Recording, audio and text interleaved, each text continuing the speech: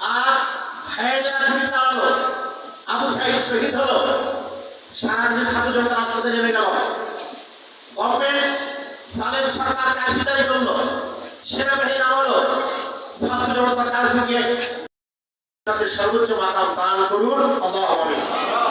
এখন যারা আহত হলেন, হয় হাসপাতালে আছেন, বাসাতে আছেন, তাদের সবার জন্য ফিরাত আল্লাহ তাআলা সবাইকে শিফাআন কামিলা সিহহাতান আজিলা দান করুন, আল্লাহু আমিন। আমি একটা আয়াত তেলাওয়াত করেছি, ওয়ালা সাউফা ইউতিকা রাব্বুকা ফাতারদা। আমরা যা চেয়েছিলাম, আমরা চেয়েছিলাম একটি নিরপেক্ষ সরকারের নির্বাচন, কেয়ারটেকার গভর্নমেন্ট, তত্ত্বাবধায়ক সরকার চেয়েছিলাম, এবং ওইটা মানতে পারলে ওই সালেম সরকারের লোকেরা দেশে থাকতে পারতো, নির্বাচনে পার্টিসিপেট করতে পারত। কিন্তু আল্লাহ তাআলা পরিকল্পনা ভিন্ন। তারা পরিকল্পনা করতেছে একটা, আমরা ভাবতেছি একটা, চাচ্ছি একটা। আল্লাহর পরিকল্পনা এত, আল্লাহ তাআলার পরিকল্পনা এত সুদূর প্রসারী।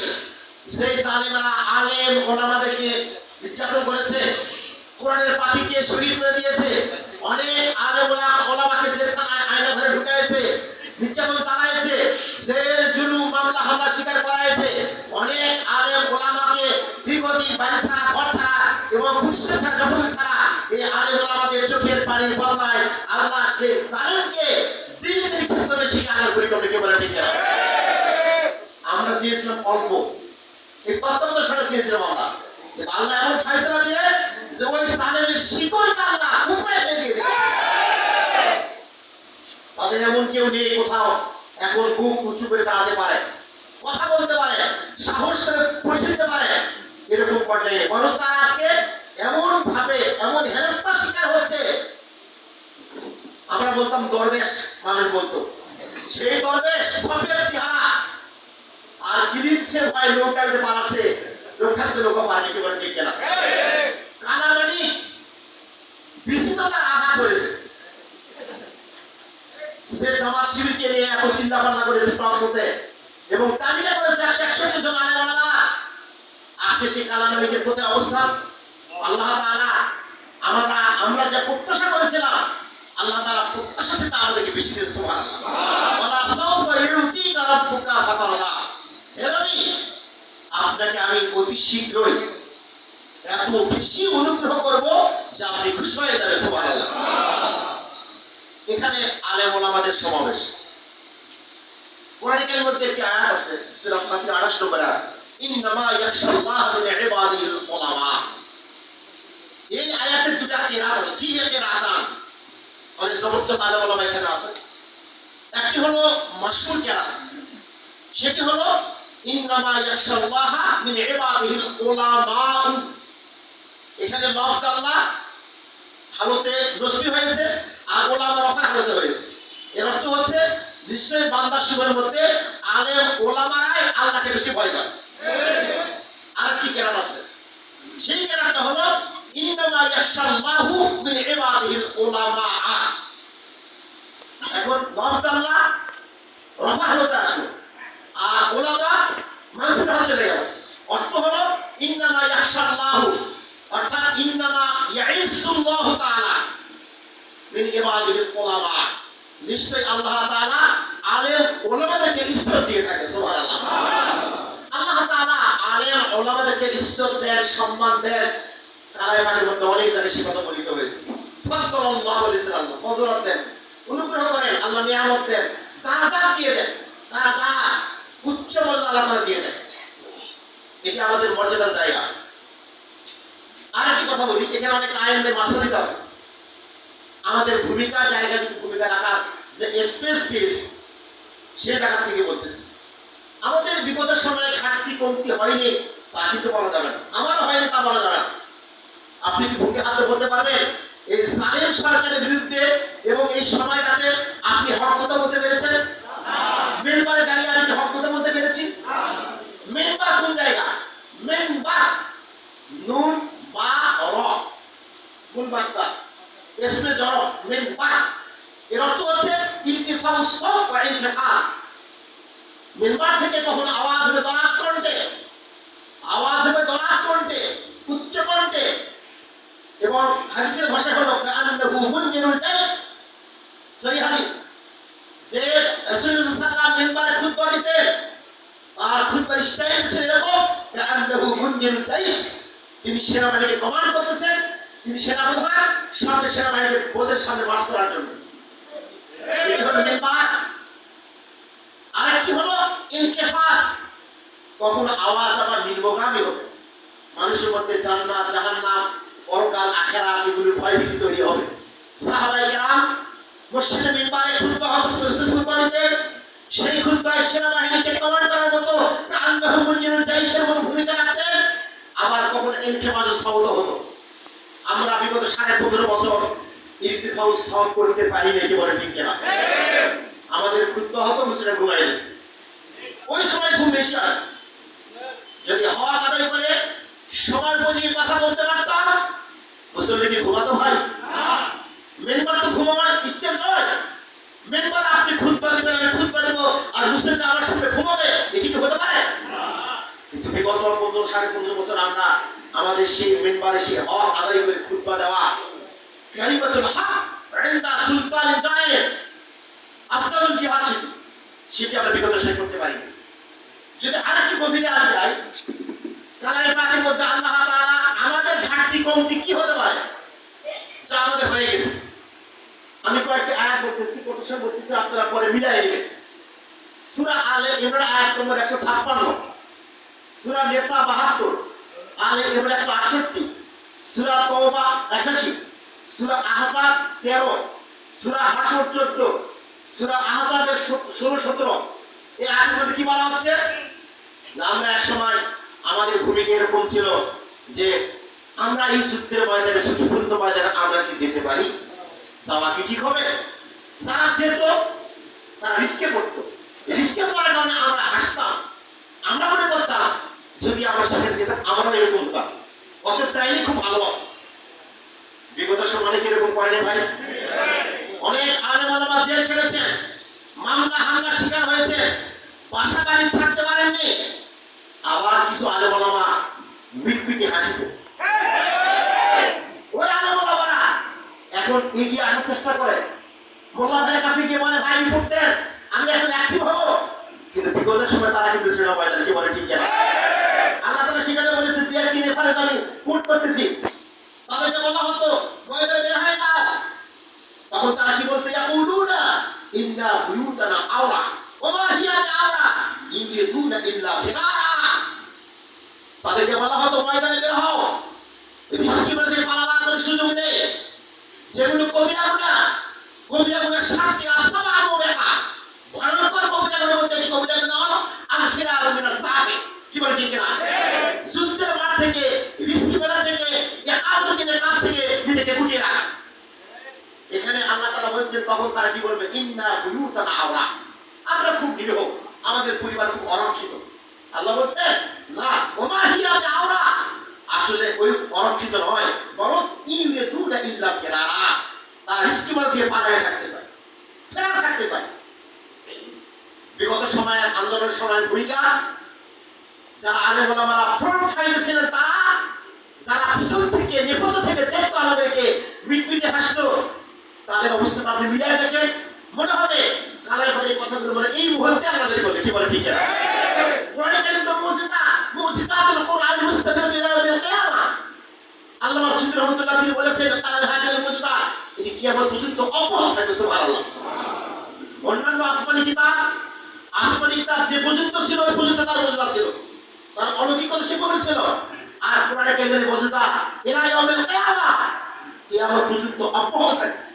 আরেকটি আয়াত বলি, আল্লাহ তাআলা এখানে বলেছেন সূরা হাশরের মধ্যে, তোমরা তো লা ইউকাতিলুনাকুম জামিআ ইল্লা ফি কুরা মুহাসসানা আও মিন ওয়ারাই জুদুর।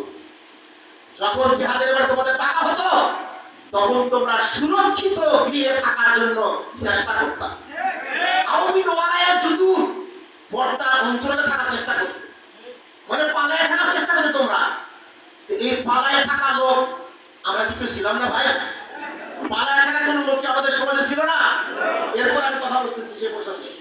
এরপর আল্লাহ বলেছেন সূরা আহজাবের 16 আয়াতের মধ্যে, কুল লা ইয়ানফাউকুমুল ফিরার ইন ফারাতুম মিনাল মাউতি আবিল কতল ওয়া ইযা লা তুমাত্তাউনা ইল্লা কলিলা قل من ذا الذي يعصمكم من الله إن أراد بكم سوءا أو أراد بكم رحمة ولا يجدون لهم من دون الله وليا ولا نصيرا الله أكبر মনে হচ্ছে যে আর এই প্রেক্ষিতে আমাদের সমস্যার প্রেক্ষিতে আমাদের করেন এখানে আল্লাহ বলছেন কোন হেরে আপনি বলে দিন আমাদের পড়বে তোমরা পালায়ে থাকলে কি মউত থেকে বাঁচতে পারবে আর তুমি মউত আবিল কতল করার জন্য দুনিয়ার সুখ ভোগ পাওয়ার জন্য তোমরা রিস্কি ময়দান থেকে পালায়ে থাকতেছো আল্লাহ পরে আয়াতে বলছেন কুল মান যাল্লাযী ইয়াসিমুকুম মিনাল্লাহ ইন আরাদা বিকুম সুআন আও আরাদা বিকুম রাহমা যদি আল্লাহ তোমাদেরকে কোনো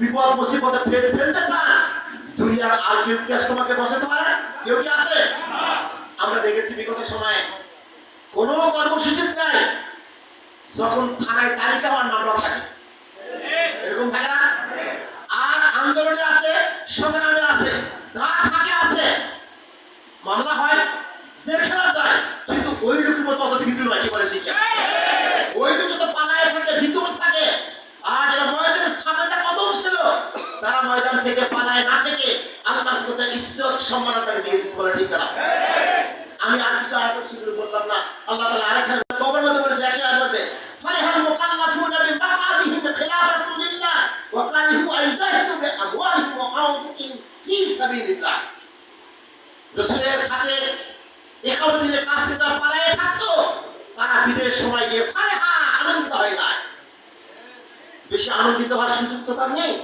সে তো ত্যাগ কুরবানি পেশ করেনি ময়দানে এসে হক আদায়ের কথা বলবে মসজিদের মিম্বরে কথা বলবে সেই দায়িত্বের সাথে আসে দায়িত্ব থেকে কথা বলবে এই ভূমিকা তা তো ছিল না অতএব সেই ভূমিকা না থেকে আনন্দিত হওয়ার তো কোনো বিষয় এখানে মুখাল্লিফিন যারা তো আনন্দিত হওয়ার কথা নয় যারা হলো সাবেকুন অগ্রগামী তারা তো খুশি হতে পারে কে বলে ঠিক কিনা যেমন একজন ভাই বললেন যে আমরা আজকে আনন্দিত হয়েছি খুশি হচ্ছি এই ময়দানে এই ক্যাম্পাসে আমরা দীর্ঘদিন পর একটা প্রোগ্রাম করতে পারছি সুবহানাল্লাহ এরপর আমি কি কথা বলতে চাই সেটি হলো আল্লাহ বলেছেন ফাসাব্বিহ বিহামদি রাব্বিক ওয়াসতাগফির এটা কেন বলেছেন যে আমাদের ঘাটতি ত্রুটি হয়েছে আমি যদি আমাকে নিয়ে বলি আমি সহ আমাদের ঘাটতি কোন থেকে তো হয়েছে কি বলে ঠিক না এর জন্য আল্লাহ বলেছেন ফাসাব্বিহ বিহামদি রাব্বিক আপনার রবের প্রশংসা সহ আপনি তাসবিহ করুন ওয়াস্তাগফির এবং ইস্তিগফার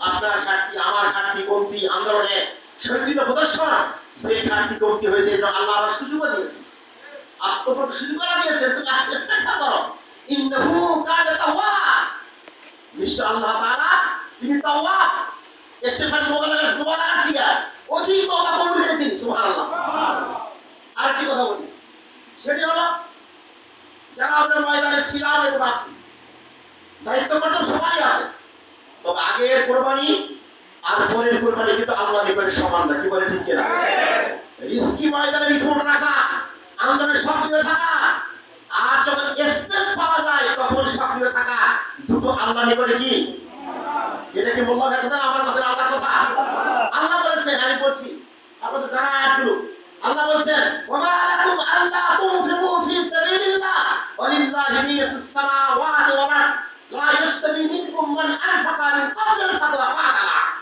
উলাইকা আ'জামু দারজাতান মিনাল্লাযীনা আনফাকু মিন বা'দ ওয়া কাতালু ওয়া কুল্লু ওয়া'দান লাহুল হুসনা সূরা হাদীদ আয়াত নম্বর 10 পড়ে দেখবেন তোমাদের কি হলো তোমরা আল্লাহর পথে সংগ্রামে ঝাঁপিয়ে পড়ছো না জান এবং মালতে কোরবানি ইনফাক করতেছো না ওয়ালিল্লাহি মিরাসুস সামাওয়াতি ওয়াল আরদ অথচ আসমান জমিনের মালিক কে আল্লাহ কোরআনের পাতায় পাতায় সে কথা বলা হয়েছে লিল্লাহি মুলকুস সামাওয়াতি ওয়াল আরদ লাহু মুলকুস সামাওয়াতি ওয়াল আরদ লিল্লাহি মিরাসুস সামাওয়াতি ওয়াল আরদ আসমান জমিনের ইবাদত নাজ নিয়ামত সৃষ্টি সব মালিকের কাজ আল্লাহ অথচ তোমরা সে ভূমিকা রাখতে পারো না এজন্য আল্লাহ বলেছে লা ইয়াসতাবি এটা কোনো মৌলিক কথা না পরিমাণের কথা না সমাজের দায়িত্বশীল কথা না আল্লাহ বলেছেন লা ইয়াসতাবি মিনকুম মান আনফাকা মিন ক্বাবলি আল-ফাতহি ওয়া কাতালা সারা বিজয়ের পরিবেশ যখন আসে পরিবেশ যখন আসে তার আগে ত্যাগ কুরবানি করা আর পরে আল্লাহর দরবারে সেটি সমান নয় কথা কোন মৌলিক বিষয় না আল্লাহর কথা